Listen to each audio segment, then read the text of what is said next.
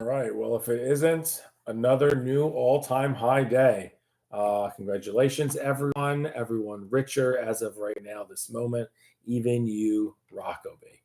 All right, let's take a look at the markets. Really, really light volume. Last I checked, SPY, I don't think even was going to do 30 million shares. No, it's 24 million live here. We typically average anywhere from 45 to 75 million shares. That's on a 1 month to 10-month average. So literally, truly, this is Thanksgiving. If you look at the numbers, this is Thanksgiving Friday half-day session like numbers. So I think you're going to see really low volumes throughout the summer. Unless something crazy happens, like at a presidential debate or something like that, I think you're going to see low volume and this creep higher in the market. It supports it, never short a bull market, and it'll support the case to through 6,000 SPX year end. So let's take a look at what happened today. We actually closed pretty flat in a couple of the markets, very marginal, low volume, nothing really happened. But we'll look at what did happen. Let's see. So Brazil, gold miners, and silver all jump higher.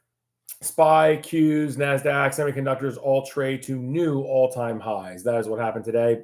Registering multiple sigma moves higher were Brazil, the gold miners, silver, and oil. So definitely a commodity-heavy day. And crazy, that is not an error on the downside. That is actually nothing today moved in a multiple sigma manner. So pretty rare that you don't have any cluster of the market, anything internationally that doesn't strike this. So really, I'm not sure if you're going to get I'm not sure. We'll see what happens. Sometimes it means you're not going to get a much better entry into the market, but it depends, obviously, because there's always a bull market somewhere and something that's overdone, right?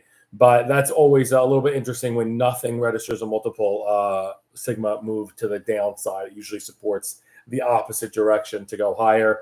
All that being said, I don't see SPY taking off from here. Really fast, we'll look at the SPY chart, but the best three absolute trades of the week updated for now for the past 5 days. So, not the longest look back, but the best week of all securities, any ETF is long nat gas. It's up a monster 10% for the past 5 days, or average of 2% per day.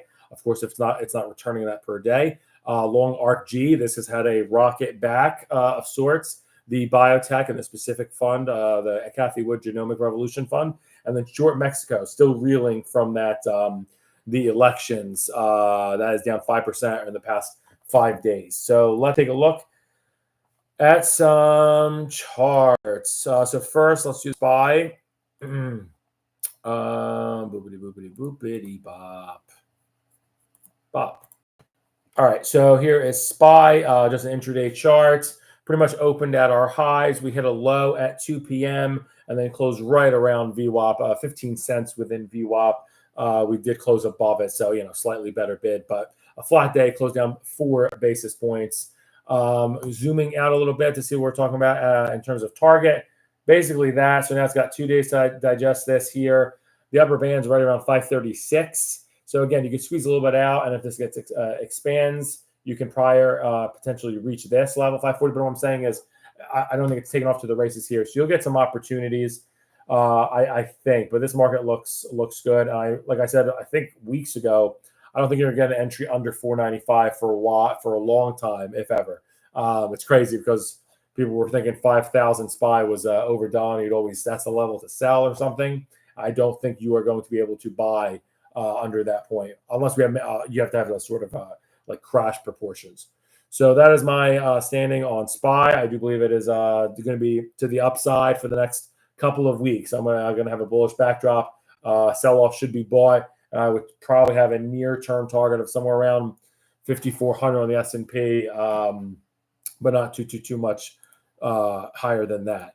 All right, so let's take a look at things that moved big today. Brazil up 2.2%. Let's see what's going on with this name, if it presents a setup or anything like that. So this thing was overdone down here. It shouldn't really have been down here. Literally, you can see here registered oversold measures down to 26 RSI. So you're having a pop up here. Looks like it could get to 30 half just on a mean reversion to the 21-day exponential moving average. Well, it's called the EMA. Yeah, and then staunch resistance here at 32.15 or so. I don't know if that's going to be – this needs a lot of momentum to get there. But Yeah, I would say this is in, I don't want to say bull mode, but I would say this is in recovery mode, probably to around 30 quarter. If there's a lot of exuberance and there's everything rally and you're trying to scoop up different parts of the market, it hasn't really been a superstar since December. This could be an area, but this definitely looks, it's not the strongest piece of the market, but it did move up hard today off of a bounce. Okay, GDX, gold miners moved hard today. We were looking at this. We were saying that this is a great looking story, and I think I was saying this is pretty much ready for capital, and you're going to get your chance. And it gave you like 2 days, 2 chances, I believe Monday, Tuesday of this week to go and get basically this thing legitimately on sale for the first time in a while. Really, truly, I would say since February, March.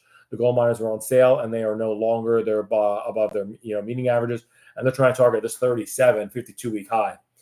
I think it's going to do it. This looks like it's headed to 37. I think it's ready to do it. It might take a couple of. I think it's going to do it in the next 2 weeks. All right, silver. This one I said the same thing verbatim. Silver's ready for investment. I reallocated my portfolio in a different way, so I did not get long this specific one, but I did something kind of tangential. This one, I thought it was going to need a little bit more time, and I kept on saying 27.30 is where you want to be buyer, and it gave you, again, similar to the chart we just saw with the gold miners, obviously correlated with the silver. You had 2 chances here. This one's more volatile, so this one does occasionally get on sale in a crazy manner, but wow, it did it, and this looks like it's headed to 29.35. I would say just inside the 52-week high. I think it's going to go like this. So I think you got a little bit more here. Tough spot to enter, but I think it's to the upside. And then let's look at this oil story that has been, a pretty messy one. Let's see what the setup is now. It had a big move up, which is why we're talking about it, up 1.9%. Yeah, this looks like it was trying to move lower towards 71.5. I would say. This is interesting. It's now living under the 200-day moving average for 4 days. You got to be careful about what a trend makes. This looks like a too low of a level, though, and it looks like this wants to live closer to 75. It's 21-day exponential moving average, at least, as well as targeting. Like, there's a significant level that goes all the way back to last August. So I think this wants to bounce more to 75, and then it's really going to have a battle to duke out. So the 200-day moving average is 74.5 on USO. Obviously, it corresponds to a different specific level with crude oil. But I'm looking at the USO here. I think it might coincide with the 50 RSI on the 14-day, which is just not superstar behavior. Something that's going to have struggles and, potentially having its big gains in bunches and then more cascading lower. So don't love it to the upside, but they were buying it today. Of course, it was also a commodity story. So gold miners and silver were running with this. All right, down moves. We said there weren't any, which is crazy. Nothing in a down multiple sigma move. Let's look at the best trade in the entire market in the past week, nat gas. We've been talking about this one. The target for this, it's in rally mode. It looks like it's trying to target 20.5. Let me zoom in because it's such a piece of crapola. So it had a pretty tag right here on May 23rd, not ancient history.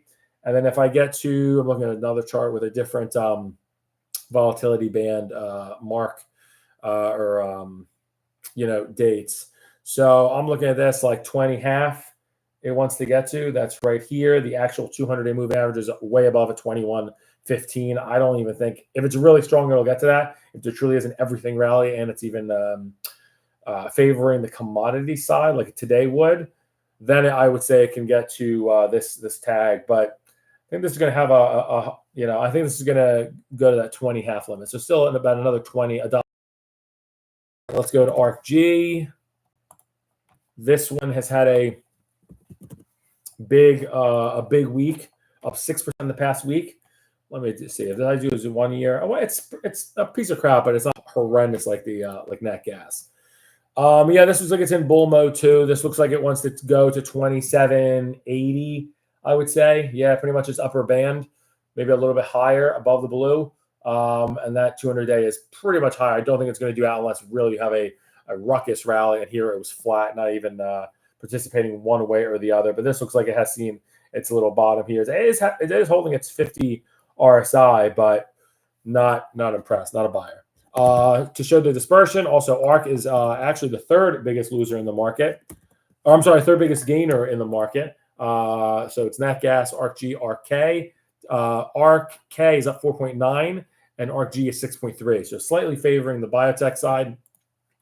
The market has been. This is an interesting chart. This looks like it ultimately wants to get to 47 if things are really bullish. 47 would correspond all the way up to this level.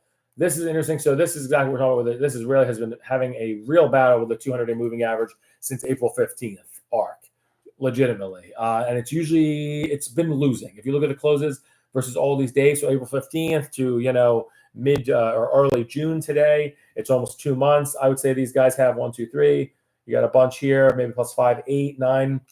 Maybe 8, 9 sessions above the 200-day moving average in, maybe 40 sessions. So the 200 days still is rising. Right now it's at 45.15. I think it's going to continue to go up and down across that. A meaningful level that that 46 mark to 45.15 to 46 mark. Very important for ARC. It's going to be there for a while, it looks like. All right, semiconductors, which hit a new all-time high today. So you can guess what that chart looks like. Oh, man, I didn't take a breath. I think I just blacked out. We're talking about ARC stocks. Man, oh, man. All right, so this man. So same thing. You had one chance to buy this, quote, unquote, on sale. It was last Friday before Memorial Day weekend. That's what makes, separates good trader and lucky trader and great trader. This did tag 234, and now we're looking at 252. All along, I said then, truly, I was saying on the way down, I said you want to buy this around 234, and the target's going to be around 245. That was the trade. So now we've exceeded, and what usually happens is you didn't get really that long to get in. I bought yesterday anyway, and today was down small. I got a good level, thankfully, yesterday, and I did favor everyone's favorite stock, NVIDIA, so which was the bulk of the SMH move today. All right, let's go to TLT, the fifth biggest gainer of the week, crazy town, but we knew it was going to get some relief. However, so we talked about this last week. It was way overdone down here. You had a chance, crazily, it got to 89. Doesn't look super oversold because well within support, and you barely clipped the 50 RSI. But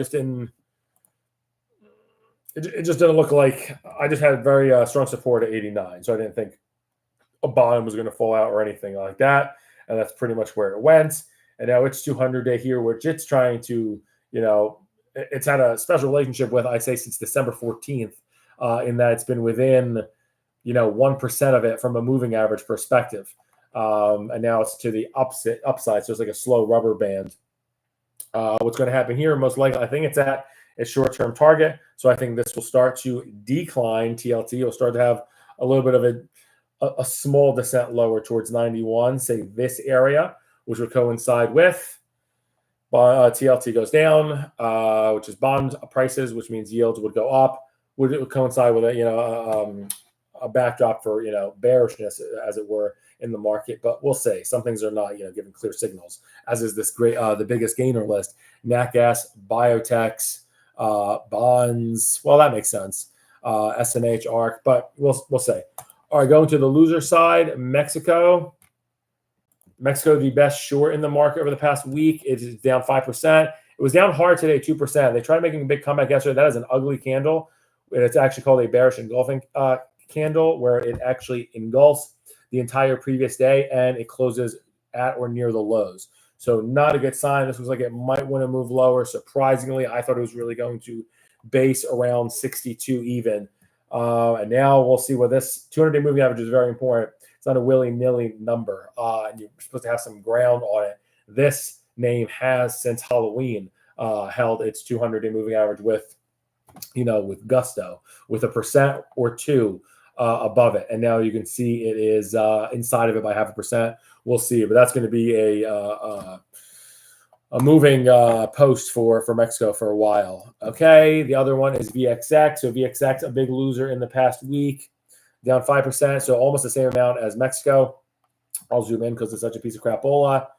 This looks like it has begun its descent. So coinciding with me saying that there's going to be strength in the market, SPY, for the next 2 weeks or so, coincides with weakness to VXX. And I believe this will move its descent towards 1080 over the next 2 weeks or so. So today it's at 1125. Doesn't sound like a lot.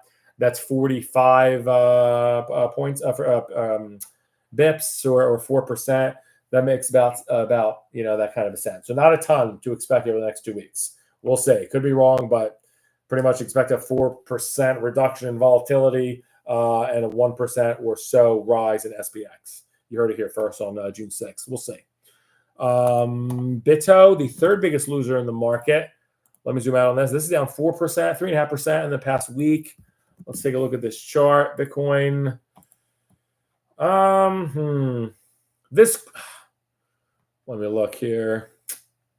Yeah, this is tough. This ultimately, I'm looking at the resistance specifically for Bitto. It looks like 29.15 is just such a hurdle. So, I mean, I know that seems like it's a ways away where it closed at 26.70, but it feels like the upside seems heavy here if it can pull it together. It's really still has momentum to the upside, but looks like it's going to tag around this 27 even, literally the 27.05 level for a while longer. Inside of that by 1% or 2%. And then ultimately, I think it wants to try to move towards 29, but I think we'll see. I don't know, because obviously it corresponds to Bitcoin, but we'll see. And these Bitto does front month futures, which is why the high is all the way back here on March 13th, and Bitcoin is much higher and closer today than it seems in this chart.